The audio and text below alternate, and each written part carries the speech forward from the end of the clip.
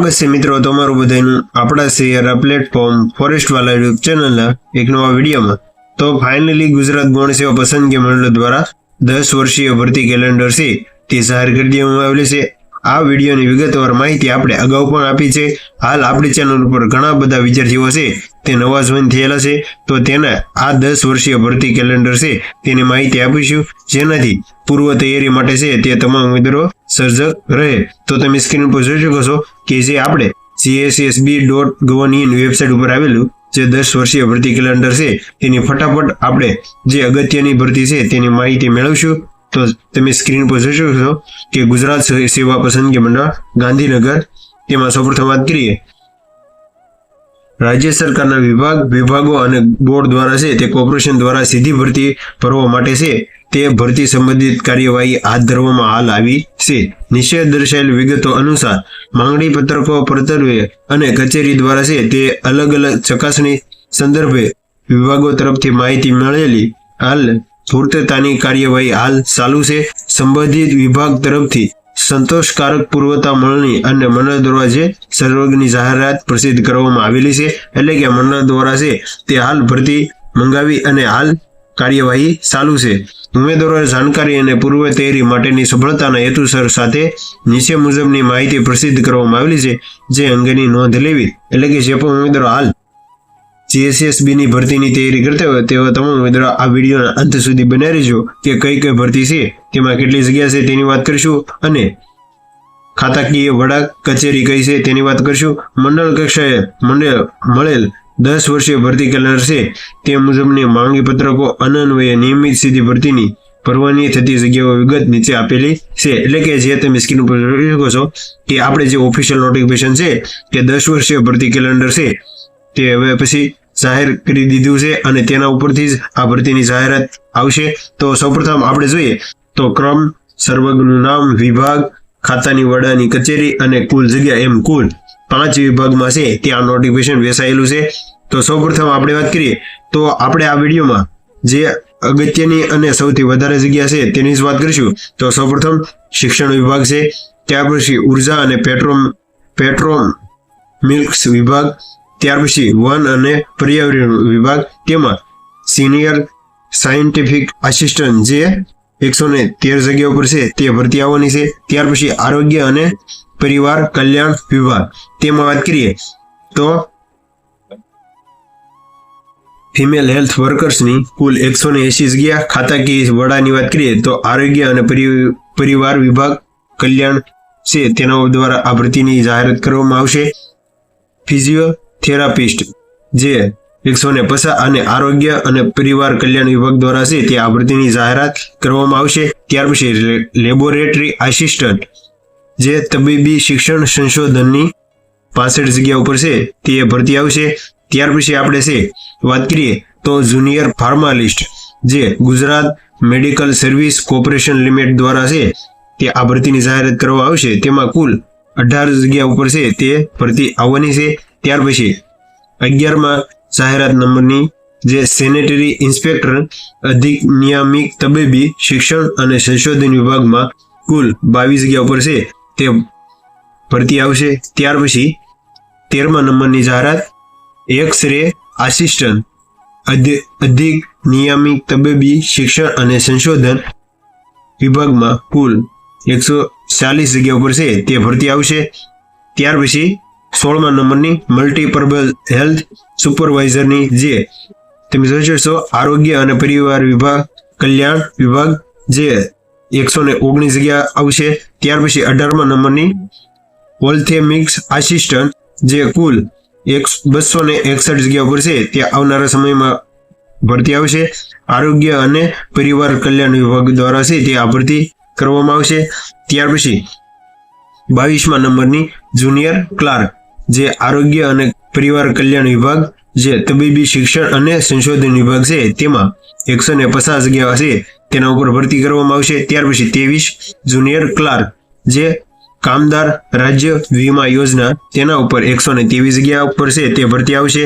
ત્યાર પછી આપણે અગત્યની જે ભરતીની વાત કરીએ તો તમે જોઈ શકો છો 26મા નંબરની માઇન્સ સુપરવાઇઝર જે ભૂસ્તર વિજ્ઞાન અને ખનિજ કમિશનર કચેરી તેમાં 62 જગ્યા ઉપર છે તે ભરતી આવશે.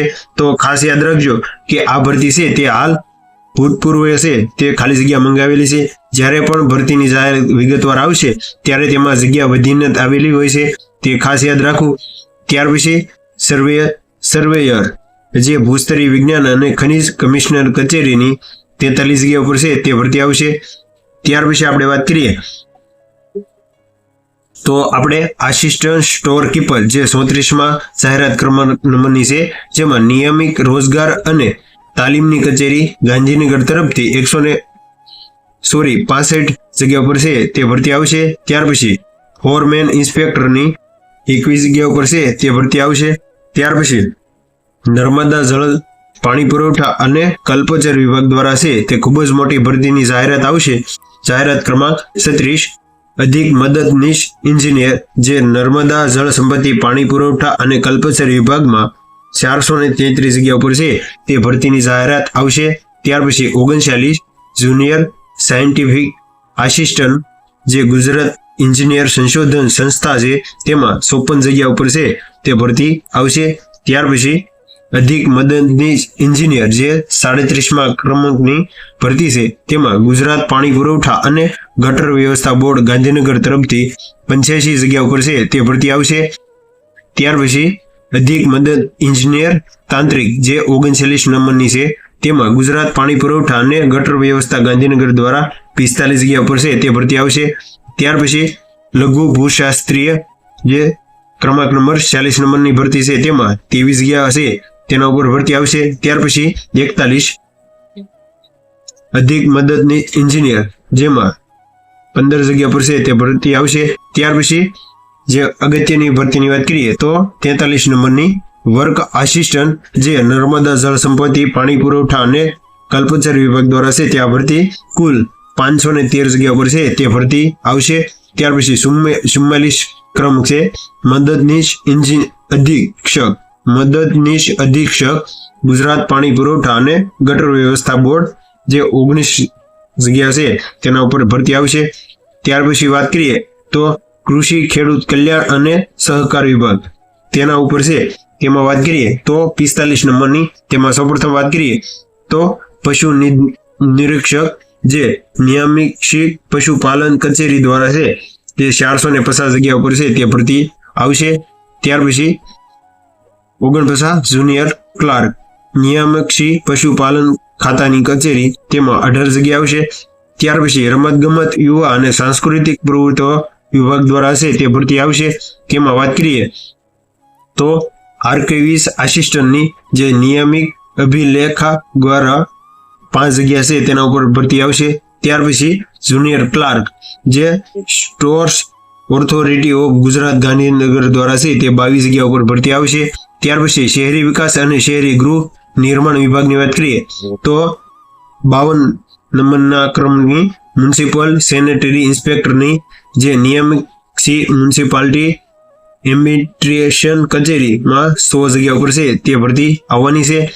ત્યાર પછી જે અગત્યની ભરતીની વાત કરીએ તો 59 જુનિયર ક્લાર્ક જે નગર આયોજન અને મૂલ્યાંકન કચેરી મુખ્ય નગર નિયોજકો દ્વારા છે તે આ ભરતીમાં કુલ 30 જગ્યા ઉપર છે તે ભરતી કરવામાં આવશે. માહિતી અને પ્રચાર વિભાગમાં કુલ 7 જગ્યા છે. માર્ગ અને મકાન વિભાગમાં જે અગત્યની ભરતીની વાત કરીએ તો વર્ક આસિસ્ટન્ટ જે વિવિધ વર્તુળ કચેરીઓ દ્વારા છે તે 336 જગ્યા ઉપર છે તે ભરતી આવશે. મહિલા અને બાળ વિભાગમાં છે તે ફિલ્ડ ઓફિસરની 23 જગ્યા ઉપર છે તે ભરતી આવશે. ત્યાર પછી વાત કરીએ તો જે ગૃહ વિભાગમાં જુનિયર ક્લાર્કની પોલીસ મહાનિર્દેશક અને મુખ્ય પોલીસ અધિકારીની જે કચેરી ગાંધીનગરમાં 200 જગ્યા પર છે તે આ ભરતી આવવાની છે. તો કુલ જગ્યાની વાત કરીએ તો 4349 એટલે કે તમે જોઈ શકો છો 4349 કુલ જગ્યા છે તેના ઉપર આવનારા સમયમાં ભરતી થશે. અને આ નોટિફિકેશનમાં જે ભરતી આવેલી છે તેમાં હાલ ઘણી બધી ભરતી છે તે જાહેર પણ કરી દેવામાં આવેલી છે. તો વિદ્યાર્થીઓ છે તે વહેલી તકે આ ભરતીમાં ભાગ લઈ લેજો. અને ત્યાર પછી દિવ્યાંગ અનામતની ઘટતી જગ્યાઓ ખાસ ભરતી ઝુંબેશ છે તે ભરવા બાબત માંગણી પત્રોની વિગત નીચે મુજબ છે. એટલે કે ખાસ યાદ રાખજો કે જે દિવ્યાંગ ઉમેદવારો છે તેની વિગતવાર માહિતી છે તે અહીંયા દર્શાવવામાં આવેલી છે. તો ફટાફટ આપણે જે ઘણા મિત્રો છે તે ફોરેસ્ટ ગાર્ડ અને વન પર્યાવરણ વિભાગની જે ભરતી છે તેની વાત કરતા હોય તો તમે સ્ક્રીન પર જોઈ શકો છો કે 126 જે વનરક્ષક વન અને પર્યાવરણ વિભાગ છે તે અગ્ર વનરક્ષક કચેરીમાં કુલ 157 જગ્યા છે, જ્યારે 127 ક્રમાંકમાં વનપાલ જે વન અને પર્યાવરણ વિભાગમાં 15 જગ્યા પર છે તે આવનારા સમયમાં છે તે આ 10 વર્ષીય ભરતી કેલેન્ડર છે તે દિવ્યાંગો માટે છે તે બતાવેલી જગ્યા છે. ત્યાર પછી તમે સ્ક્રીન પર જોઈ શકો છો કે ભરતીના નિયમો છે કે રિક્વાયરમેન્ટ બોર્ડ ગુજરાતી અને અંગ્રેજીમાં બહાર પાડવામાં આવેલ છે. અને ત્યાર પછી શૈક્ષણિક લાયકાતની જોગવાઈ અંગે જે એલિજિબિલિટી લાયકાત અંગેની સ્પષ્ટતા કરવામાં આવેલી છે. અને આ 10 વર્ષીય ભરતી કેલેન્ડરની મંજૂરીની વિભાગની જે જગ્યા છે તે અહીં સ્પષ્ટ કરવામાં આવેલી છે. જેવી વિવિધ વિષયકની બાબતોમાં સંબંધિત વિભાગો તરફથી ભ્રષ્ટ અભિપ્રાય અંતરેની કચેરીની મળેલી જાહેરાત બહાર પાડવામાં આવેલી છે. એટલે કે જ્યારે પણ ભરતી આવશે તેમાં છે તે ભરતીની જગ્યા છે તે વધારો થઈને આવશે તે મુજબ વિદ્યાર્થીઓએ તૈયારી કરવી. આ ભરતી કેલેન્ડર છે તે 5/4/2025 જે GSSB ઓફિશિયલ વેબસાઇટ છે તેના ઉપર મૂકવામાં આવેલું હતું. તો આપણે આજે આ 10 વર્ષીય ભરતી કેલેન્ડર છે તેની માહિતી મેળવી લીધી છે. તો જો આજને આ વિડીયોની માહિતી સારી લાગી હોય તો જે પણ ઉમેદવારો સરકારી ભરતીની GSSB ની તૈયારી કરતા હોય તેવા મિત્રોને શેર કરજો. તો મળીએ એક નવો વિડીયો સાથે, ત્યાં સુધી બન્યા રહેજો.